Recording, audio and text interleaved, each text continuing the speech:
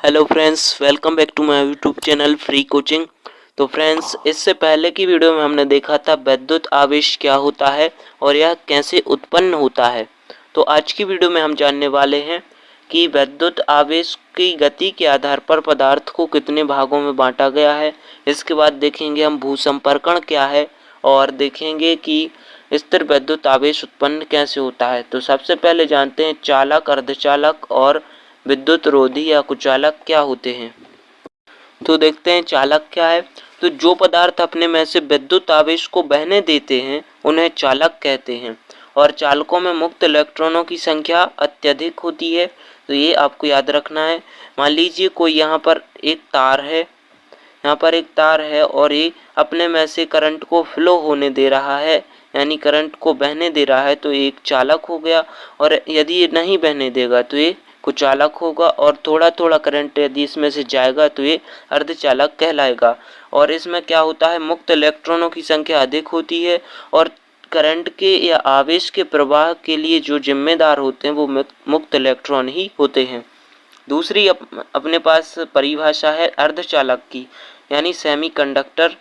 अर्धचालक उन पदार्थों को कहते हैं जिनकी चालकता चालक और विद्युत रोधी के बीच की होती है, यानी कि ये चालन भी करते हैं और एक प्रकार से कुचालक भी होते हैं। तो अर्धचालक में से जो है करंट कम फ्लो हो पाता है, तो इनकी चालकता चालक और विद्युत रोधी के बीच की होती है और ताप बढ़ाने पर अर्धचालक की चालकता जो है बढ़ जाती है। यानी जब हम अर्धचालक का ताप बढ़ाएंगे तो इसकी जो कंडक्टिविटी है यानी चालकता बढ़ जाएगी। और इसके उदाहरण हैं सिलिकॉन और जर्मेनियम। और सेमीकंडक्टर को हम डिटेल में अगले वीडियो में जानेंगे, क्योंकि लास्ट में एक पूरी यूनिट है सेमीकंडक्टर के बारे में। इसके बाद देखते हैं तीसरी परिभाषा अपने पास है विद्युत रोधी कुचालक। विद्युत रोधी या कुचालक, इन्हें इंसुलेटर भी कहते हैं इंग्लिश में। यानी जो पदार्थ अपने में से विद्युत आवेश को नहीं बहने देते हैं उन्हें विद्युत रोधी कहते हैं। यानी एक तार है, यदि अपने में से करंट को नहीं फ्लो होने देगा यानी बहने नहीं देगा तो ये विद्युत रोधी कहलाएगा, यानी कुचालक। जैसे लकड़ी, रबड़, प्लास्टिक। तो ये तो हो गई सिंपल सी डेफिनेशन। इसके बाद हम जानते हैं भूसंपर्कण क्या है, जो आपके सिलेबस में है। इसके बाद आता है फ्रेंड्स भूसंपर्कण यानी अर्थिंग। तो अर्थिंग क्या होता है आप लोग बहुत अच्छे से जानते हैं। आपके घरों में भी जो है सर्किट्स होंगे या अर्थिंग के वायर अलग से ज़मीन में लगाए जाते हैं। तो ये क्यों लगाए जाते हैं और अर्थिंग होती क्या है तो जानते हैं। तो सबसे पहले आपको परिभाषा लिखनी है अर्थिंग की। यदि किसी आवेशित पदार्थ को पृथ्वी से किसी चालक के द्वारा जोड़ दिया जाए तो पदार्थ का आवेश चालक से होते हुए पृथ्वी में चला जाता है। इस प्रक्रिया को भूसंपर्कण या अर्थिंग कहते हैं। तो जैसे कोई यदि ये चालक है और इसको पृथ्वी से जोड़ दिया जाए, ये अर्थिंग का तार है और ये पृथ्वी से जोड़ देते हैं हम, और यहाँ पर ये सर्किट लगा है हमारे पास, तो इसका जो पूरा आवेश है वो कहाँ चला जाएगा, पृथ्वी में।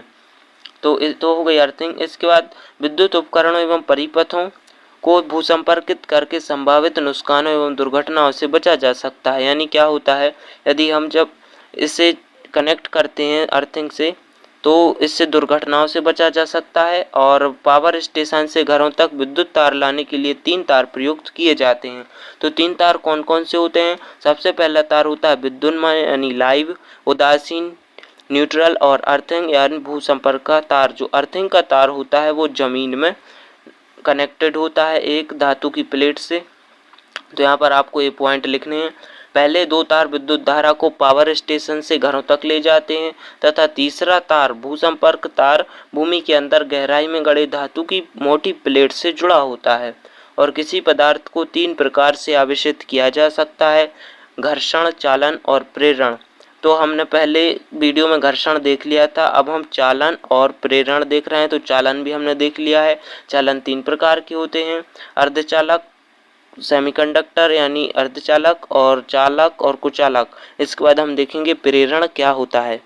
अर्थिंग के लिए आप ऐसा सिंबल बना सकते हैं और फिजिक्स में आपको ऐसा ही सिंबल हर जगह मिलेगा अर्थिंग के लिए यानी भूसंपर्क के लिए। और इसके बाद आप इसका स्क्रीनशॉट भी ले सकते हैं और ये सभी नोट आपको पीडीएफ के द्वारा टेलीग्राम ग्रुप पर प्रोवाइड कर दिए जाएंगे। इसके बाद देखते हैं प्रेरण क्या होता है।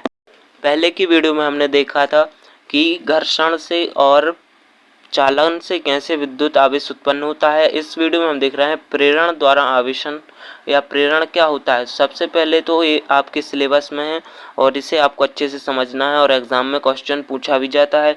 तो जब किसी आवेशित छड़ को विद्युत रोध स्टैंड पर रखते हैं, कोई एक आवेशित छड़ है यहाँ पर BC और इसे एक विद्युत रोध यानी इसमें से करंट फ्लो नहीं हो सकता, इस छड़ पर रखते हैं और एक अनावेशित छड़ के पास लाया जाता है।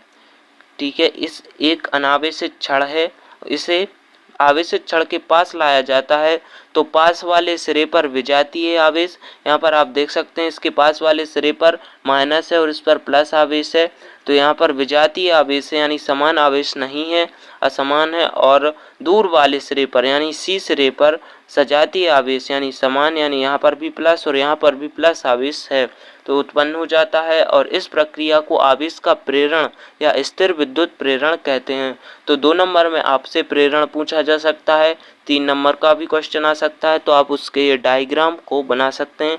इसे डायग्राम से आप कैसे समझेंगे, तो देखिए सबसे पहले एक अनावेशित छड़ ली और एक आवेशित छड़ को विद्युत रोध स्टैंड पर रखा और एक A छड़ है और आवेशित छड़ का नाम है BC। जब हम इसे पास लाते हैं तो क्या होता है, दूरवर्ती सिरे पर सजातीय आवेश और पास वाले सिरे पर विजातीय आवेश उत्पन्न हो जाता है। और यदि हम इस छड़ को भूसंपर्कित कर दें यानी इसकी अर्थिंग कर दें तो क्या होता है, इससे जो प्लस आवेश है इसका वो धरती में चला जाता है, पृथ्वी में समा जाता है और इस पर पूरी जो छड़ है इस पर माइनस आवेश फैल जाता है। तो इस तरीके से आप ये डायग्राम से समझ सकते हैं। इस प्रक्रिया को आप इस तरीके से लिख सकते हैं। तो ये पूरी जो वर्किंग है आपको इस तरीके से लिखनी है, इसका स्क्रीनशॉट आप ले लीजिए। तो चित्र A में एक धनावेशित छड़ ली सबसे पहले हमने और एक BC विद्युत रोध स्टैंड पर एक छड़ रखी जो एक अनावेशित चालक है। और जब छड़ A को चालक BC के सिरे B के पास लाया जाता है तो सिरे B पर ऋणावेश तथा सिरे C पर धनावेश उत्पन्न हो जाता है। और यदि सिरे C को भूसंपर्कित कर दिया जाए तो उस पर अलग उतना ही धनावेश पृथ्वी में चला जाता है, उत्पन्न धनावेश जो है पृथ्वी में चला जाता है और सिरे B पर बद्ध आवेश यानी ऋणावेश पूरे चालक में फैल जाता है। ये जो है आपको भाषा इतनी लिखनी है। आज की वीडियो में हमने देखा चालक, अर्धचालक और कुचालक क्या होते हैं। इसके बाद हमने देखा भूसंपर्कण क्या है और प्रेरण द्वारा आवेश कैसे उत्पन्न होता है। इसके बाद हम अगले वीडियो में आगे के टॉपिक भी कवर करेंगे फिजिक्स के। और ऐसे वीडियो देखने के लिए चैनल को सब्सक्राइब करें और वीडियो को लाइक करें ज़्यादा से ज़्यादा और शेयर भी करें अपने दोस्तों के साथ। और 12वीं की फिजिक्स, हिंदी, बायोलॉजी और केमिस्ट्री सभी साइंस सब्जेक्ट आपको इस चैनल पर मिलेंगे। मिलते हैं अगले वीडियो में, तब तक के लिए जय हिंद।